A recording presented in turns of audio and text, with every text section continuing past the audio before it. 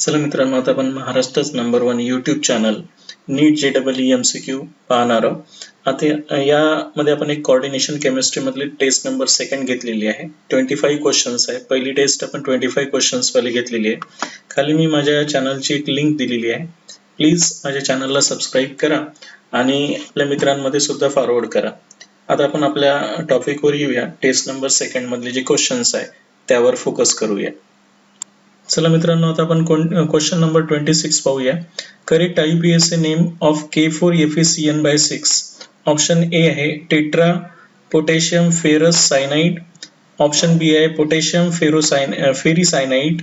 Option C आहे potassium ferrocyanide आणि option D आहे पोटॅशियम हेक्साफेरोसायनाइड सेकंड. तर आता IUPAC नेम देत असताना आपल्याला माहिती आहे की आपण कसं देत असतो. सर्वात पहिल्यांदा कॅटायनचं नाव देत असतो आणि मग कॅटायनचं नाव झाल्यानंतर मग आपण एनायनिक कॉम्प्लेक्सले नाव देत असतो. तर कॅटायनचं नाव देत असताना सर्वात पहिल्यांदा पोटॅशियमचं नाव देणार आहोत आपण, मग नंतर लिगँडचं नाव देत असतो. माहिती आहे आपल्याला. नंतर आपण कशाचं नाव देत असतो, लिगँडचं नाव देत असतो आणि मगच हे ऑक्सिडेशन नंबर काढत असतो. त्याचा ऑक्सिडेशन नंबर किती आहे, +2 आहे. आणि त्यामुळं याचं जे IUPAC नेम करेक्ट आन्सर असेल ते ऑप्शन डी हे याचं करेक्ट आन्सर आहे. त्याच्यामुळे याचं डी हे करेक्ट आन्सर आहे. त्यानंतर नेक्स्ट क्वेश्चन तुमचा येतो बघा. The name of the complex, या कॉम्प्लेक्सचं नाव विचारलेलं आहे. ऑप्शन ए आहे प्लॅटिनियम डायअमीन टेट्राक्लोराइड. ऑप्शन बी आहे प्लॅटिनियम टेट्राक्लोरोडायअमीन. ऑप्शन सी आहे टेट्राक्लोरोडायअमीन प्लॅटिनियम 4 आणि ऑप्शन डी आहे डायअमीन टेट्राक्लोरो प्लॅटिनियम 4. आता नाव देत असताना हे जे दोन लिगँड असेल तर आपण अल्फाबेटिकली नाव देतो. पहिल्यांदा आपण डायअमीनच आलं पाहिजे, म्हणजे अल्फाबेटिकली आपलं काय आलं पाहिजे, डायअमीन. आणि नंतरच मग टेट्राक्लोरो आलं पाहिजे. मग काय आलं पाहिजे, टेट्राक्लोरो असं आलं पाहिजे.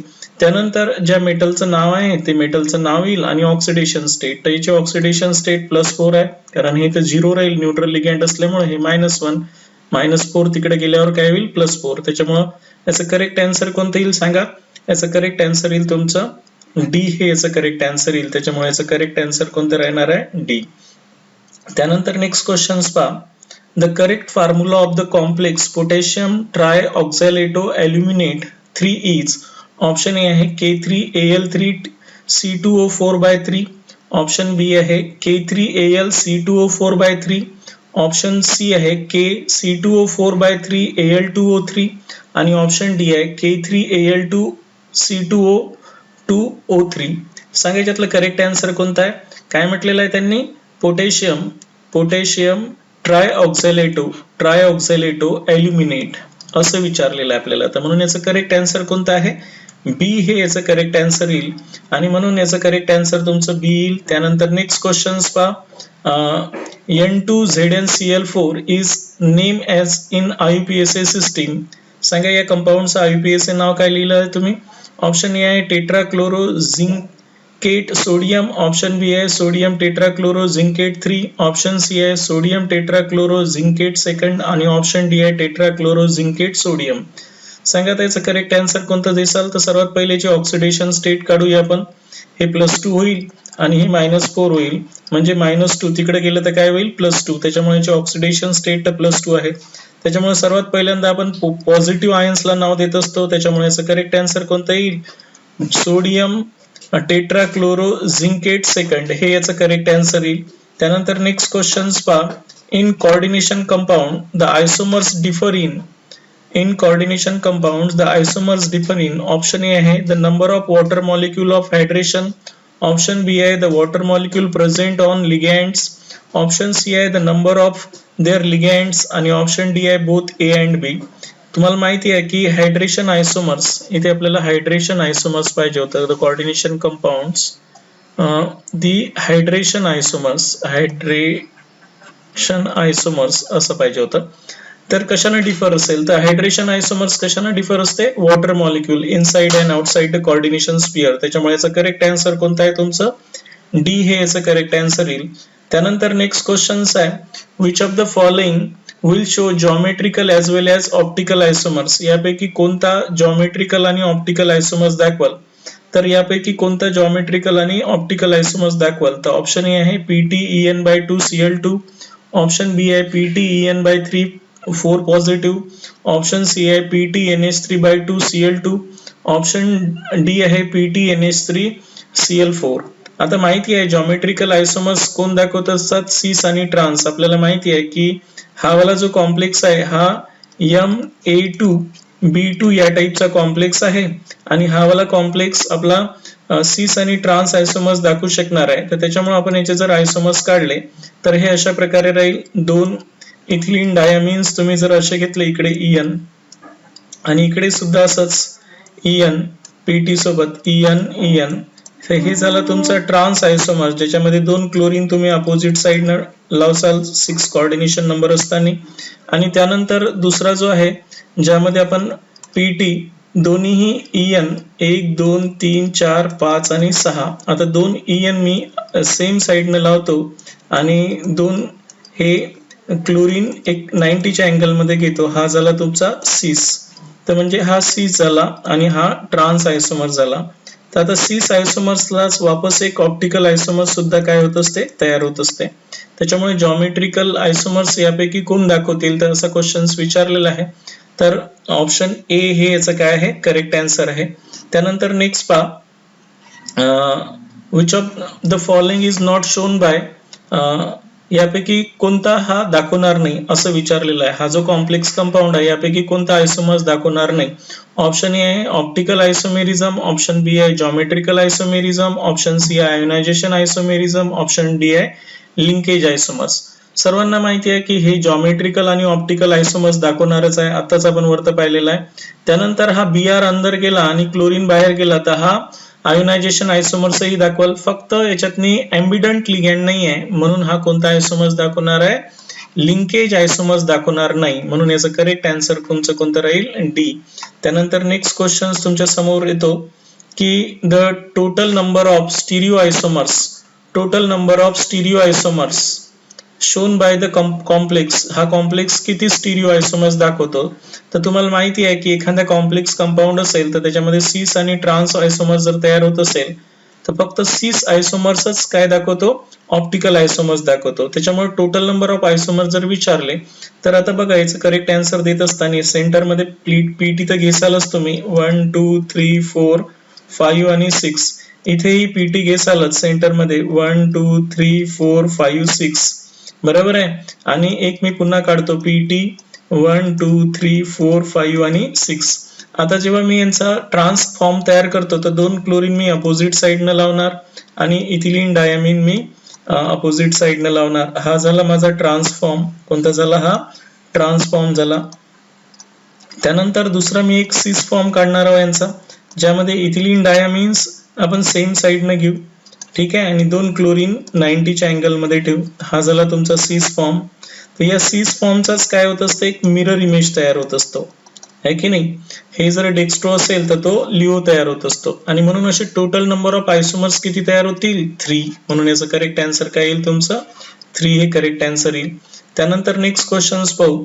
The geometrical isomers in complex compound is shown by, option A आहे square planar and tetrahedral complex, option B आहे tetrahedral and octahedral complex, option C आहे square planar and octahedral complex आणि ऑप्शन डी आहे all of the above. तुम्हाला माहिती आहे geometrical isomers एक तर स्क्वेअर प्लेनर कॉम्प्लेक्सेस म्हणजे कोऑर्डिनेशन नंबर 4 मधले स्क्वेअर प्लेनर कॉम्प्लेक्सेसच दाखवतात, बरोबर आहे.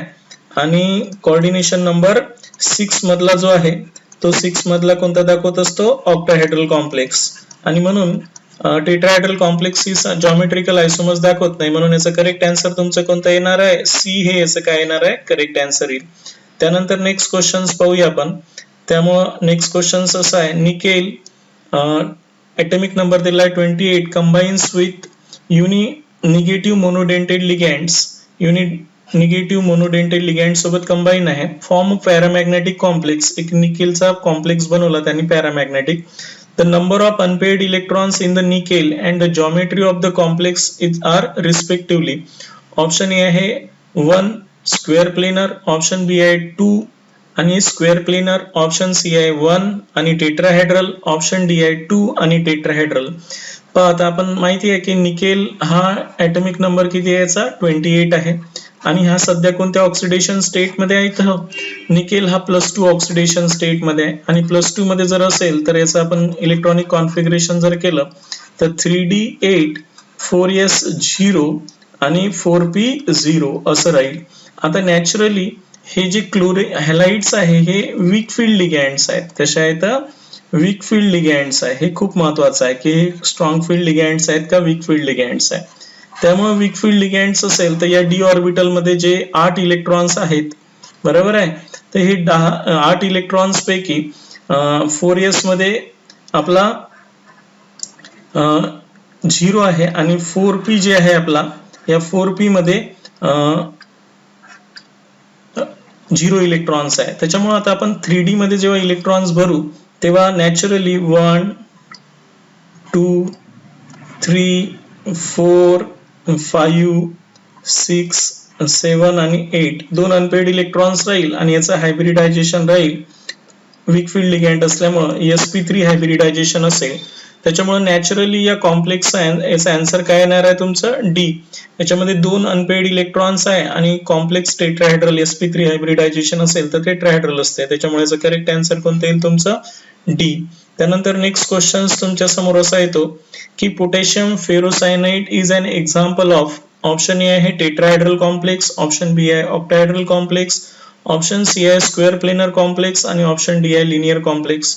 सर्वांना माहिती आहे की पोटॅशियम फेरोसायनाइड हा ऑक्टाहेड्रल कॉम्प्लेक्स आहे. त्याचा फॉर्म्युलाच असा आहे Fe(Cn)/6 असा फॉर्म्युला असल्यामुळं आपण काय म्हणणार याला? Octahedral complex. आणि म्हणून याचं करेक्ट आन्सर तुमचं कोणतं आहे? बी. त्यानंतर नेक्स्ट क्वेश्चन तुमचा येतो the shape of the complex NiCO4 is. Option A आहे स्क्वेअर प्लेनर, ऑप्शन बी आहे टेट्राहेड्रल, ऑप्शन डी आहे ऑक्टाहेड्रल, ऑप्शन डी आहे नन ऑफ दीज. या कॉम्प्लेक्सचा शेप सांगायचा आहे तुम्हाला तर सर्वात पहिल्यांदा निकेलची ऑक्सिडेशन स्टेट 0 आहे आणि त्याचं इलेक्ट्रॉनिक कॉन्फिगरेशन जर करतो म्हटलं आपण तर काय येणार आहे? 3d8 काय येणार आहे इथे? 3d8 4s2 आणि 4p0 असं येणार आहे. त्यामुळे आता जर मी याचे 3D ऑर्बिटल्स जर आपण ड्रॉ केल्या, बघा लक्षात ठेवायचं आहे, हे जर कॉम्प्लेक्स आपण ड्रॉ केलं 3D मध्ये आणि त्यानंतर 4s एक आणि नंतर 4p ड्रॉ केलं आपण, बघा तर अशा प्रकारे हे जर ड्रॉ केले तर तुमच्या लक्षात येईल की 3D मध्ये किती इलेक्ट्रॉन्स येऊन राहिले तुमचे? 8. 4s मध्ये 2 येऊन राहिलेले आहेत आहे ना आणि 4p मध्ये 0 आहेत अशा प्रकारे. त्यामुळे आता हे जे इलेक्ट्रॉन्स आहे ऍक्च्युअली 1 2 3 4 5 6 7 आणि 8 आणि इथे तुमचे 2 इलेक्ट्रॉन्स येऊन राहिलेले आहे. पण हा CO हा स्ट्रॉंग फील्ड लिगँड्स आहे. हा कसा लिगँड्स आहे? स्ट्रॉंग फील्ड लिगँड्स असल्यामुळं नॅचरल आहे की इथचे जे इलेक्ट्रॉन्स आहेत ते इकडे काय होतील? शिफ्ट होतील आणि हे सर्व पेअर्ड होऊन जातील आणि याचं हायब्रिडायझेशन तुमचं कोणतं येईल? sp3 हायब्रिडायझेशन येईल. आणि म्हणूनच या कॉम्प्लेक्सचा जो शेप आहे तो कसा राहणार आहे? टेट्राहेड्रल. म्हणून याचं करेक्ट आन्सर तुमचं कोणतं येईल? बी हे याचं करेक्ट आन्सर येईल. टेट्राहेड्रल जॉमेट्री असेल आणि हा डायमॅग्नेटिक इन नेचर असेल. त्याच्यानंतर the cupra ammonium ion CuNH3/4 dipositive is. हा कसा असेल? तर या सर्वात पहिल्यांदा आपण याचा ऑक्सिडेशन नंबर काढू. ऑक्सिडेशन नंबर आहे कॉपरचा डायपॉझिटिव्ह. त्याच्यामुळं तुम्हाला माहिती आहे की सिरीज मध्ये कॉपर कुठे आहेत? 3d9 याचं इलेक्ट्रॉनिक कॉन्फिगरेशन आहे. त्याच्यामुळे आपण जेव्हा इथे इलेक्ट्रॉनिक कॉन्फिगरेशन ड्रॉ करू तर इथे येईल 3d9, त्याच्यानंतर 4s0 आणि 4p0. तर आता याच्यातनी जेव्हा 2 इलेक्ट्रॉन्स निघून जाईल याचे, बरोबर आहे, तर या टाइपचं इलेक्ट्रॉनिक कॉन्फिगरेशन असेल. आता मी हे डी ऑर्बिटल्स याच्या ड्रॉ करतो इथे, बघा लक्षात ठेवा.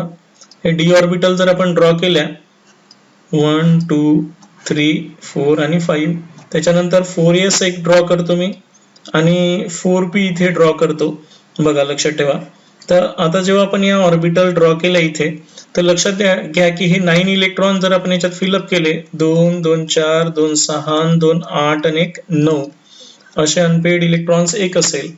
तिथे 3 ऑर्बिटल अवेलेबल आहे पण हा अमोनिया स्ट्रॉंग फील्ड लिगँड्स नाहीये. पण इथे काय होते की हा एक इलेक्ट्रॉन्स इकडे शिफ्ट होतो या 4p ऑर्बिटल मध्ये आणि नॅचरली आपल्यापाशी एक डी ऑर्बिटल अवेलेबल होते. काय होते? एक डी ऑर्बिटल्स अवेलेबल होते, vacant D orbitals. 4s as it is राहील आणि 4p मध्ये एक इलेक्ट्रॉन्स आपला शिफ्ट होतील इकडे.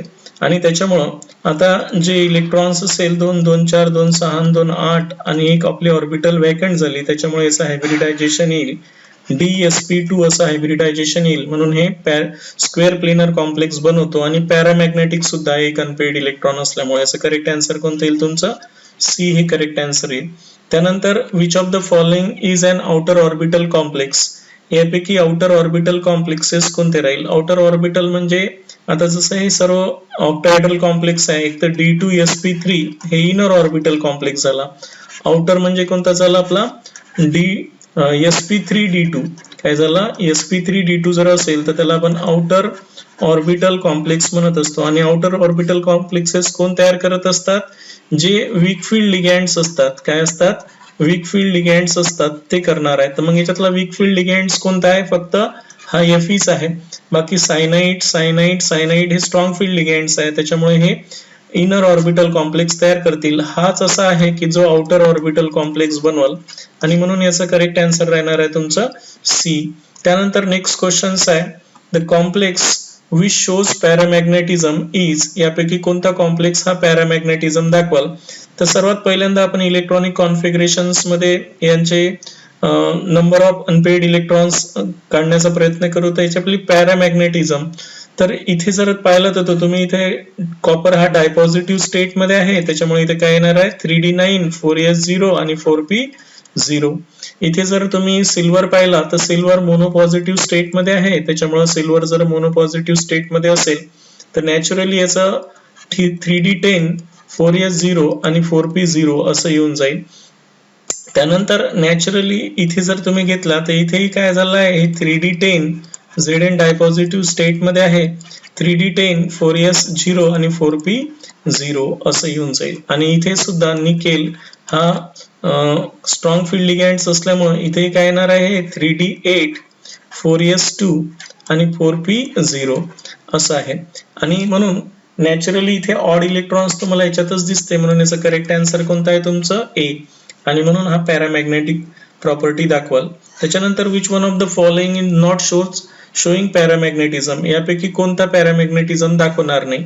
जसं तुम्ही इथे पहिला जर घेतला निकेल डायपॉझिटिव्ह आहे, दुसराही निकेल डायपॉझिटिव्ह, तिसराही निकेल डायपॉझिटिव्ह आणि हाच फक्त निकेलचे ऑक्सिडेशन स्टेट इथे काय 0 आहे. म्हणून इथे काय येणार आहे? 3d8 4s2 आणि 4p0 हे दोन इलेक्ट्रॉन्स इकडे शिफ्ट होतात आणि म्हणून हे 3d10 4s0 आणि 4p0 असं होईल. त्याच्यामुळं हा डायमॅग्नेटिक दाखवाल, बाकीचे सारे पॅरामॅग्नेटिक असतील. म्हणून which of the following is not shown paramagnetism. तर हा डायमॅग्नेटिझम दाखवतो, बाकीचे सारे पॅरामॅग्नेटिक आहे, त्याच्यामुळे याचं करेक्ट आन्सर कोणतं राहणार आहे? बी. त्यानंतर नेक्स्ट क्वेश्चन आहे which of the following have highest paramagnetism. तर सर्वात जास्त पॅरामॅग्नेटिक प्रॉपर्टी कोणाची असेल? तर आपण जर इथे इलेक्ट्रॉन काढल्याचे तर क्रोमियम इथे ऑक्सिडेशन स्टेट मध्ये 3 आहे. आपल्याला माहिती आहे क्रोमियम मध्ये जर ऍक्च्युअल पाहिलं तर आपण कसं असतं? क्रोमियम मध्ये 3d5 आणि 4s1 असं असते. 3 इलेक्ट्रॉन जर गेले तर याच्यापाशी अनपेड इलेक्ट्रॉन्स किती राहतील? आता 3d मध्ये 3 राहतील. त्याच्यानंतर इथे कॉपर डायपॉझिटिव्ह आहे, याच्यामध्ये जर डायपॉझिटिव्ह झाला तर हे 3d9 होऊन जाईल. बरोबर आहे. त्याच्यामुळं नेक्स्ट आपण जर इथे घेतला आता झिंक घेतला तर झिंकचं जर डायपॉझिटिव्ह स्टेट असेल तर हे 3d10 होऊन जाईल. आणि इथे जर Fe डायपॉझिटिव्ह घेतला आपण तर Fe डायपॉझिटिव्ह घेतला तर Fe हा 3d6 आणि 4s2 असं असते. तर ह्याच्यातले 2 इलेक्ट्रॉन्स गेल्यामुळे ह्याच्यातनी काय राहणार आहे? 3d6 राहणार आहे. आणि 3d6 जर असेल तर डी ऑर्बिटल मध्ये जर 6 इलेक्ट्रॉन असेल तर 4 अनपेड इलेक्ट्रॉन्स ह्याच्यातनी उरतील. आणि म्हणून सर्वात जास्त अनपेड इलेक्ट्रॉन्स Fe डायपॉझिटिव्ह स्टेट मध्येच राहील. आणि म्हणून याचं करेक्ट आन्सर तुमचं कोणतं येईल? डी. आणि म्हणून याचं करेक्ट आन्सर तुमचं कोणतं राहणार आहे? डी. त्यानंतर नेक्स्ट क्वेश्चन पहा the crystal field stabilisation energy is highest for. यापैकी सर्वात जास्त क्रिस्टल फील्ड स्टॅबिलायझेशन एनर्जी कोणाची आहे? हा कोऑर्डिनेशन नंबर 4 वाला आहे, हा कोऑर्डिनेशन नंबर 4 वाला आहे आणि हाही कोऑर्डिनेशन नंबर 4 वाला कॉम्प्लेक्स आहे. हाच एक आहे की ज्याचा कोऑर्डिनेशन नंबर काय 6 आहे. आणि तुम्हाला माहिती आहे जी ऑक्टाहेड्रल कॉम्प्लेक्स असते त्याची CFAC एनर्जी ही ग्रेटर असते कोणापेक्षा, टेट्राहेड्रल कॉम्प्लेक्सेस पेक्षा, आणि म्हणून इथे करेक्ट आन्सर तुमचं कोणतं राहणार आहे, सी. त्यानंतर नेक्स्ट लक्ष द्या, spectrochemical series chlorine in above water because, chlorine हा स्पेक्ट्रोकेमिकल सिरीज मध्ये वॉटरच्या वरत आहे. ऑप्शन ए आहे good pi electron donor property of chlorine, option B आहे good sigma electron donor property of chlorine, option C आहे good sigma electron donor properties of water, आणि option D आहे large size of chlorine than water. सर्वांना माहिती आहे की chlorine हा चांगला इलेक्ट्रॉन पेअर डोनर आहे कोणापेक्षा, वॉटर पेक्षा, आणि म्हणून good pi electron donor property of chlorine हे त्याचं करेक्ट आन्सर आहे. त्यानंतर नेक्स्ट क्वेश्चन तुमचा असा आहे की the magnitude of crystal field splitting is highest for which of the following. आता यापैकी तुम्हाला जी सिरीज आहे आपली स्पेक्ट्रोकेमिकल सिरीज आपण इथे पाहिलं, तर हे स्पेक्ट्रोकेमिकल सिरीज जर आपल्या समोर घेतली तर आपल्याला लक्षात येऊन जाईल की याच्यातला स्ट्रॉंग लिगँड्स कोणता आहे म्हणून. ठीक आहे, बघा इथे मी स्पेक्ट्रोकेमिकल सिरीज तुमच्या समोर दाखवतो. हे करेक्ट आन्सर समजून घेण्यासाठी आपल्याला स्पेक्ट्रोकेमिकल सिरीज माहिती पाहिजे. The magnitude of crystal field splitting is highest for which of the following ions असं विचारलेलं आहे. तर ज्याचा जो स्ट्रॉंग फील्ड लिगँड्स आहे त्या स्ट्रॉंग फील्ड लिगँडची जी ही आहे ती स्प्लिटिंग एनर्जी जास्त असते as compare to weak field ligands. त्याच्यामुळे इथं स्ट्रॉंग फील्ड लिगँड सर्वात जास्त कोणता आहे तर कार्बोनिल, त्याच्यानंतर सायनाइड, त्याच्यानंतर NO2, त्याच्यानंतर इथिलीन डायमिन्स, त्याच्यानंतर अमोनिया, त्याच्यानंतर EDTA, त्याच्यानंतर NCS आहे की नाही, त्याच्यानंतर वॉटर, त्याच्यानंतर C2H2O2. आता असं केल्यानंतर आपल्या इथे बघा हा सायनाइड तुम्हाला दिसतो, हा सर्वात जास्त इकडे स्पेक्ट्रोकेमिकल सिरीज मध्ये वरत आहे, त्याच्यामुळे तो जास्त क्रिस्टल फील्ड स्टॅबिलायझेशन एनर्जी दाखवल, आणि म्हणून याचं करेक्ट आन्सर तुमचं कोणतं येईल, बी हे करेक्ट आन्सर येईल. त्याच्यानंतर in case of high spin complexes मध्ये जेव्हा हायस्पिन कॉम्प्लेक्स असते तर त्यावेळेस in case of high spin complexes मध्ये नॅचरली हे CFAC एनर्जी कमी असते as compare to pairing energy. Pairing energy जास्त असल्यामुळं इलेक्ट्रॉन्स अनपेअर्ड राहणं पसंत करतात, बरोबर आहे, आणि म्हणून याचं करेक्ट आन्सर कोणतं येईल तुमचं, बी हे करेक्ट आन्सर येईल, म्हणून याचं करेक्ट आन्सर येईल बी. त्याच्यानंतर नेक्स्ट क्वेश्चन आहे in octahedral crystal field the T2G orbitals, octahedral मध्ये जे T2G ऑर्बिटल असतात ते काय होतात, 4 डेल्टा झिरो एनर्जीने काय होतात, लोअर होत असतात. त्याच्यामुळे या चार ऑप्शन पैकी the energy is higher by the 0.4 delta zero, the energy is higher by the 0.4 delta zero सारखे ऑप्शन झाले हे. तर the energy is lower by the 0.4 delta zero आणि the energy is lower by 0.6 delta zero. तर याची माहिती आहे तुम्हाला की 0.4 डेल्टा झिरो ने याची एनर्जी लोअर होते, म्हणून याचं करेक्ट आन्सर येईल तुमचं सी. त्यानंतर नेक्स्ट क्वेश्चन आहे which of the following is the correct stability given by the Irving विल्यमच्या म्हणण्यानुसार याची स्टॅबिलिटी ऑर्डर कशी आहे, स्मॉलर द साईज जर असेल तर मोर द स्टेबल द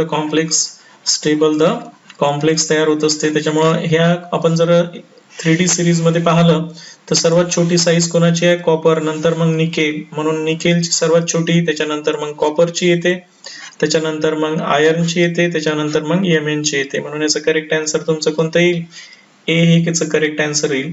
त्यानंतर on the basis of charge density which ions form the most stable complex compound. सर्वांना माहिती आहे की आत्ताच मी सांगितलं आहे की यापैकी ज्याच्यावर चार्ज डेन्सिटी ज्याची जास्त असेल तो मोर स्टेबल कॉम्प्लेक्स तयार करेल, म्हणून यातला मोस्ट स्टेबल कॉम्प्लेक्स कोण तयार करणार आहे, कॉपर का निकेल. तर तुम्हाला लक्षात येते कॉपरचा हा सिरीज मध्ये नंबर इकडे आहे, म्हणून हा स्मॉलर साईज असेल आणि स्मॉलर साईज आहे आणि हाय चार्ज डेन्सिटी असल्यामुळे याचं करेक्ट आन्सर तुमचं कोणतं येईल, सी.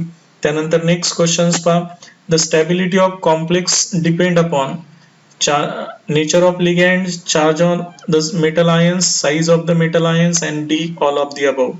सांगा स्टॅबिलिटी ऑफ कॉम्प्लेक्स कशावर डिपेंड असते, तिन्ही फॅक्टरवर डिपेंड असते, म्हणून याचं करेक्ट आन्सर कोणतं येईल तुमचं, डी हे करेक्ट आन्सर येईल. अशा प्रकारे ही टेस्ट होती. या टेस्टची मी ऑलरेडी जी लिंक आहे याच व्हिडिओच्या खाली देतो ते पहिले तुम्ही लिंक सोडवा आणि मग ह्याच्यामधले जे क्वेश्चन्स आहेत त्या क्वेश्चनचे करेक्ट आन्सर कोणते आहे ते चेक करू शकता. ठीक आहे.